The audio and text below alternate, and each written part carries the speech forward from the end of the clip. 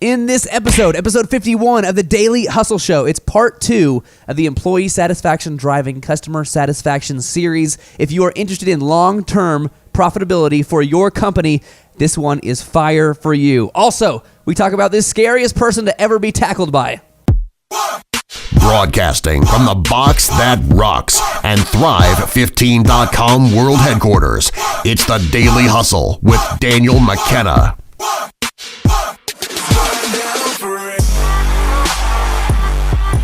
What is going on, ladies and gentlemen? It is episode 51 of the Daily Hustle Show. Over to my left, as always, standing 6'7", weighing somewhere between 150 pounds and 350 pounds, Marshall F. Morris.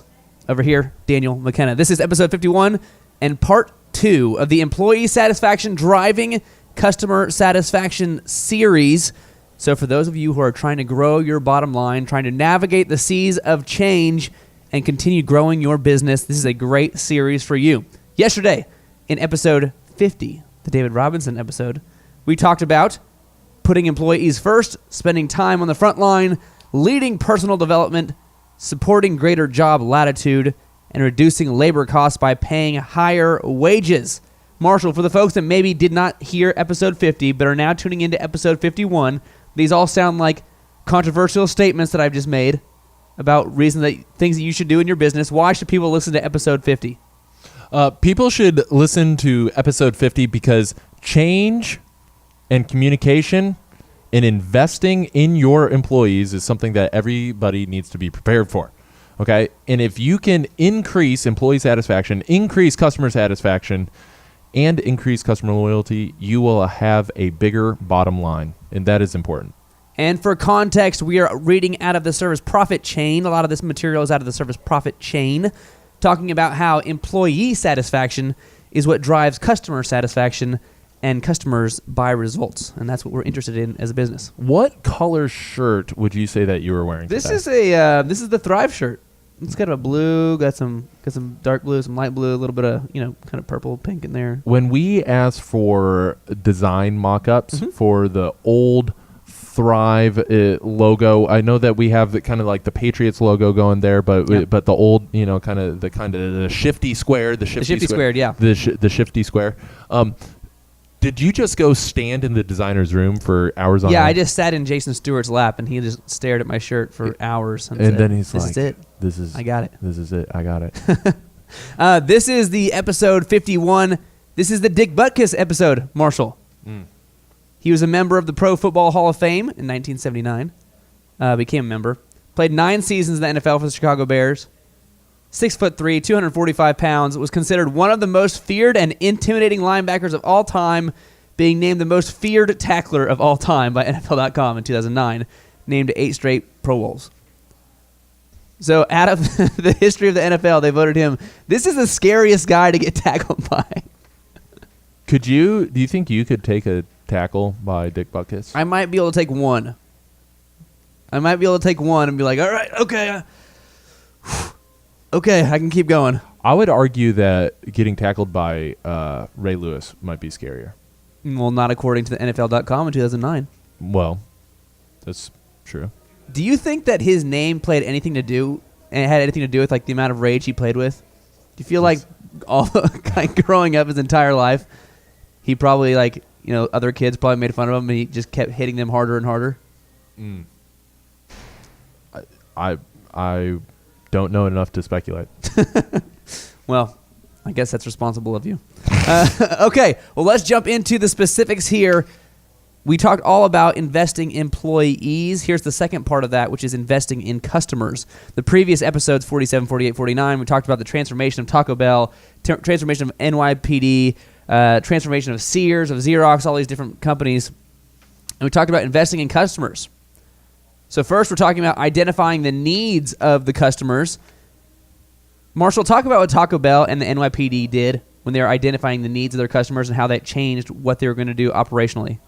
Okay, so what they did is they surveyed a number of people. Okay, so for NYPD, they were surveying the surrounding community, also surveyed the commanders of all the different precincts, and they were asking them, hey, what are the problems that we actually see in fulfilling the needs of the community. Okay, so they really organized that, and they figured out from the front lines what the issues that people were regularly dealing with. Okay, and then for Taco Bell, they surveyed the high or frequency fast food users, The HFFUs. the HFFUs. Yeah. That's right, Dan. And they found that FACT was one of the things that they evaluated. Is one, they for FACT, the acronym, fast, accurate, cleanliness, and temperature control. Those were the things that fast food users cared about. Right. And so identifying these needs, once they understood what the goal is or what are the specific values that their ultimate customers are looking to achieve, once they understood that, then they could go get it. And increasing the employee satisfaction was a means to get there. And we talked at length, 3 episodes worth, about identifying the needs of the customers. And so if you've not listened to 47, 48, or 49, go do that. But that's a huge part of getting that customer loyalty up, is actually dialing in specifically, okay, I think this Taco Bell said, I think these kitchens in these restaurants are going to be great. People, you can make the food there. And they dialed it all the way in. They found out, okay, the people that we want buying our food, because they buy the most food, don't care about the kitchens. So we're going to get rid of the kitchens. They care about these things. They care about fact. Okay, how do we do fact? How do we do these things? So really narrowing down your vision, narrowing down your scope on your ideal and likely customers, that's a huge part of that. The second part is, once you make all those changes, ensuring customer retention. Marshall, talk about ensuring customer retention and what Taco Bell did to do this.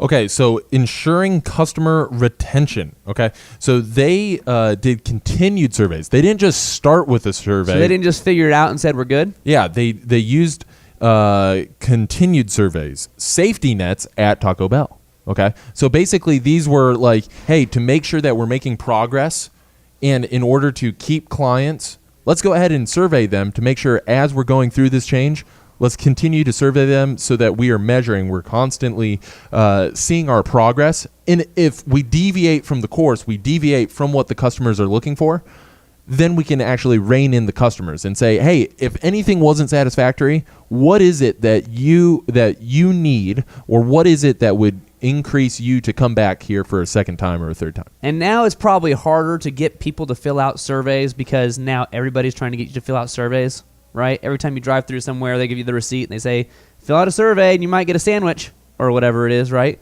But at the time, they use this data to say, oh, wow, this is what people actually want. Let's continue doing this to make sure that we're continually staying with what people want. And so the next time that somebody says, hey, fill out this survey, you can know that you're part of a large data acquisition to find out who their customers are and what their customers actually want. Yeah, I mean, just last week, I remember going through a drive-thru with you, and they gave us our receipt, and they're like, hey, Marshall, Dan, go ahead and fill out this survey. And we got to wherever we were going, and you're like, no, let me fill out this survey. I could win, fast food for life. And I was like, no, Dan, come on. And you were like, no, let's take a few minutes. Let's fill this out. Let's get into it. And so I know that you're passionate about these, but I don't remember this experience. Yeah, it was it was that day last week. It was that day last week. Okay, well, that was responsible of me to properly do my due diligence, let them know how I felt. I know the incentive. It was also impressive they knew our names. Yeah, it was. It was actually listed on the credit card. It was Dan and Marshall in the car.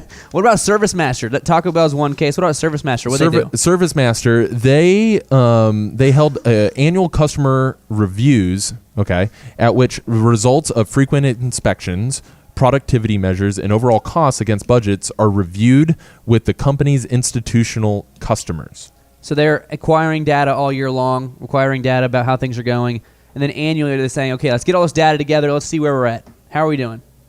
What do we need to do better?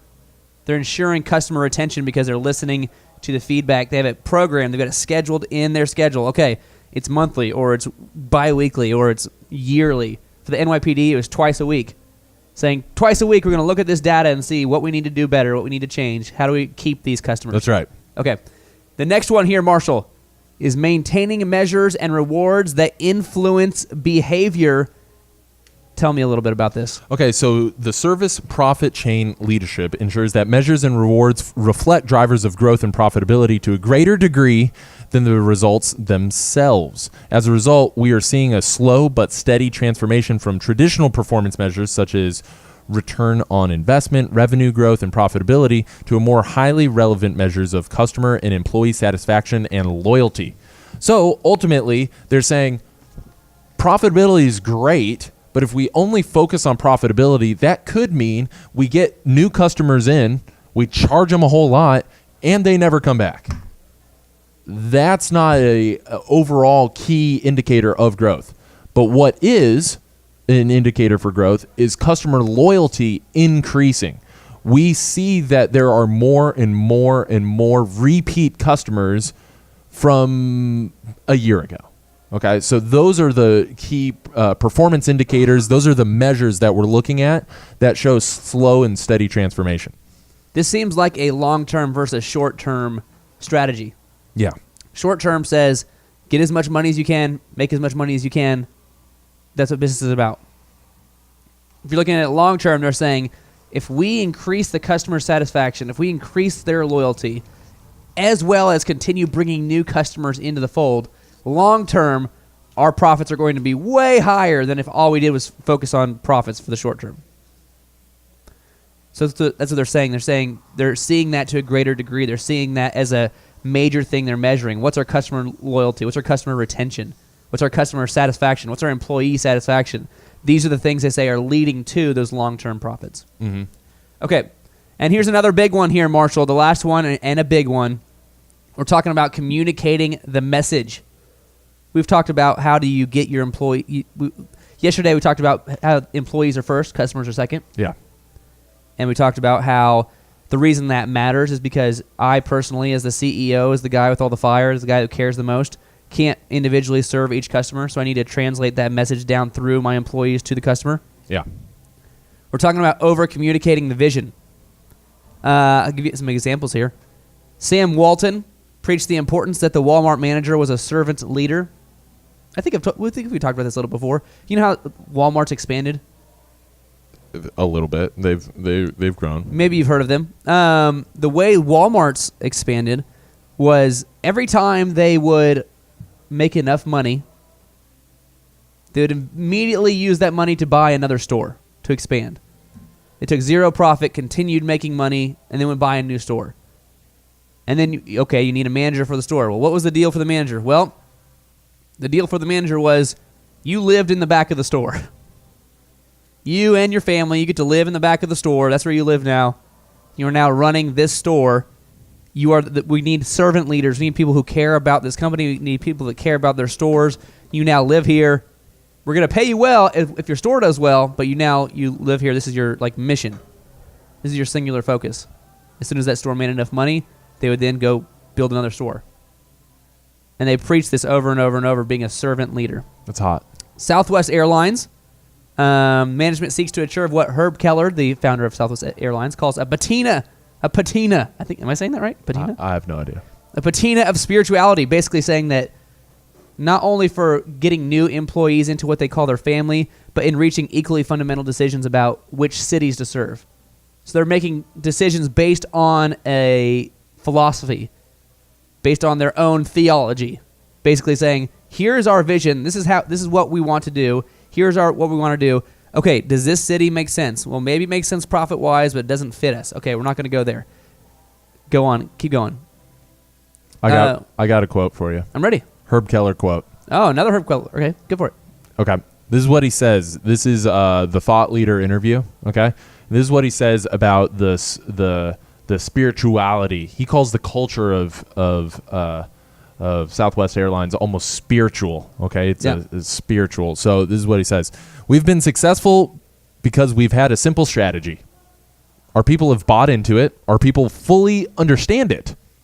We have had to have extreme discipline in not departing from the strategy. We basically said to our people, there's three things that we're interested in. The lowest cost in the industry. That can't hurt you, having the lowest cost. The best customer service. That's a very important element of value. We said beyond that, we're interested in intangibles, a spiritual infusion. Sounds a little woo-woo. It sounds a little bit woo-woo. Little woo-woo, a spiritual infusion, because they are the hardest things for your competitors to replicate. The tangible things your competitors can go out and buy, but they can't buy your spirit. So it's the most powerful thing of all. So in exactly what you're talking about is not only in selecting new employees into its family, but reaching equally fundamental decisions about which cities to serve. They allowed their spirituality, their spiritual infusion to make those decisions. But you can only do that if the message, if the vision, if the mission is clear across the organization. I thought the big part, another big part of that quote, was he said they fully understood it. Yeah. If I had to guess, I would guess that 99.4% of all businesses out there don't fully understand the vision of what the CEO or the leader of the business wants to do. They've probably seen the message statement on the wall. They've probably kind of, okay, this is kind of how we do things. This is how we want to treat our cut. But they don't fully understand it. They don't have it. They don't have that, what Herb Keller calls that spirituality inside of them. Mm-hmm. And that's why Southwest is different than other airline companies. That's right. That's why they were the complete underdog getting into an industry that they had no business getting into. And now we all know about them because you can tell that it's different. You can tell that the people working there are different than other places. Mm-hmm. And I'm still apologizing to Delta from the last episode. Yeah. Delta, you're back on the neutral list. Okay. Okay, what about Francis Hesselbein, former director of the GSUSA? Showed how leadership sets an example by finding subtle ways to communicate its values. She paid particular attention to her appearance, speaking ability, and leadership bearing, and understood the importance of symbols and language. Marshall, read me the Francis Hesselbein quote here. The power of language is so important in this job. People often refer to us as a traditional organization. I try to remind them that we're a contemporary organization with a great tradition. When people say Scouts, I point out that we're the Girl Scouts, not to be confused with the Boy Scouts. When people refer to cookie sales as a business activity, somebody has to remind them that it's a girls program activity. All of us have to constantly remind ourselves that the bottom line in this organization is changed lives. Now, you could say, sounds like Francis is being a little bit picky here, kind of being a little anal, kind of being a little, why does that matter? Why you keep... Why does it sound... It sounds like her and Herb Keller have a lot in common. That they are overly invested in making sure you know specifically what is the point. Because if you don't know the point, if you don't know the vision, if you don't understand the why, if you don't understand the underlying root, then you might get confused and may make assumptions about a certain activity, a certain superficial activity or what's being done, the what that is being done, that you may miss the why. I think knowing something and understanding something are completely different. Yeah. I think you can know enough to pass a test. Multiple choice test. Oh, I just aced that test. Right. Awesome. Right. Cool. Tell me about what you were talking about. I have no idea. Like, you can know the answers. You can know what you're supposed to do. But until you understand it, until you know that why, you still have to then rely on somebody else to tell you what to do. Right. You can't, I understand what this is about. Now I can make good decisions. Boom. And that's what Francis and Herb and Sam, and that's what they're all about, communicating that message. So what does that mean for you? That means that you, as the leader, have to be pig-headed, have to be very strong-headed, have to care a lot about people understanding the vision. Not just knowing the vision, understanding the vision. So that they, in their individual instances, know how to treat your customers. And that's what it's all about. That's why employee satisfaction comes before customer satisfaction. If you can get your employees to feel satisfied, to be loyal, to like being there, and understand the vision, then they have the latitude to be able to take care of your customers the same way that you would want to take care of your customers. Right. And that's what makes the difference in your organization. Mm-hmm. To continue that Girl Scouts story, Francis would repeat 3 cornerstones of the organization's management: mission-focused, values-based, and demographically driven, several times a day, Marshall. Several times a day, each time with a voice conveying strong conviction. She's making sure everybody understood. So, in a similar way, you might say other things with strong conviction. Dan looks great in new shirts.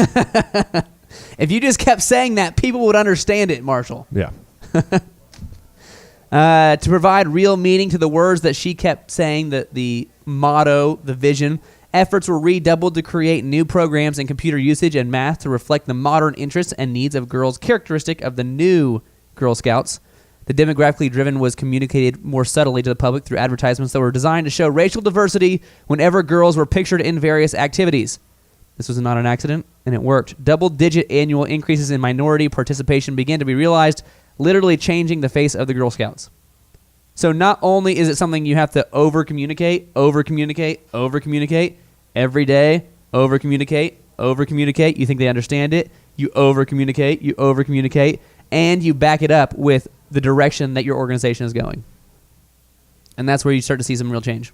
In conclusion, Marshall, read us the conclusions of this subject here. Read us the conclusions.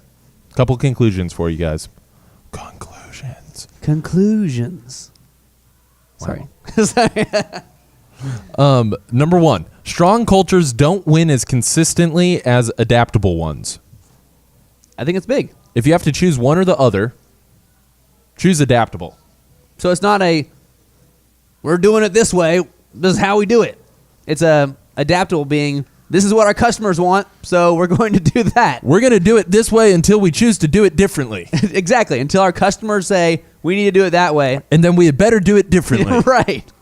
Okay, keep going. Adaptability is a state of the management mind resulting from a set of core values that include an emphasis on the importance of change. Okay, keep going. Number 3, organizations with an S, that vigorously practice these core values and install devices for maintaining adaptability not only greatly improve their chances of sustaining high performance over time, they increase their chances of achieving successful transitions from one leader to another. We're talking about long-term growth. We're talking about long-term profitability here. Those devices for maintaining adaptability are those reviews, are those surveys, are those listening to your employees, listening to your customers. How do we keep changing to get closer to what they actually want? And if your company does that, like it's scheduled in there, it's automatic. You're greatly saying, this is important. We're going to keep changing to meet the demands, to meet the needs. Not every week. Obviously, that doesn't make any sense, but maybe every year or maybe every 2 years or whatever it is that in your industry that matters. That's going to give you a chance to have less reliance on individual people in your company, because as a company, you're saying, this is how we're going to move. So maybe your superstar sales guy decides to leave. He goes somewhere else. Oh, man, we're in trouble. Well, if you're doing these sort of things to continually get closer to what your customers need, continually get closer to what your employees, what inspires them, it's going to matter a lot less to you that your star sales guy just left, because as an organization, you're continually getting closer. Hot sizzle. There you go. By continuing to invest in your employees and adapting to what your customers want the most, you will continue to score high in employee and customer loyalty and satisfaction, which is what leads to long-term financial performance. Marshall. Dick Buttkiss. Dick Buttkiss. That was episode 51 here, Marshall. If you did not listen to episode 50, make sure you listen to that. That was episode 51, part 2 of the employee satisfaction driving customer satisfaction for long-term profits. Got anything else for the people at home there, Marshall? Got anything else? I just want to say, how good it is that you look in that shirt. Hey, as long as you keep saying that every day with a lot of conviction, people in here, Sam will start to understand that. I believe so. He knows it now. He knows it. He does not understand it yet. Dan looks great in new shirts. That was episode 51 of the Daily Hustle Show. We'll be back tomorrow with episode 52. To my left, as always, Marshall F. Morris over here, Daniel McKenna. We'll see you next time on the Daily Hustle. Boom.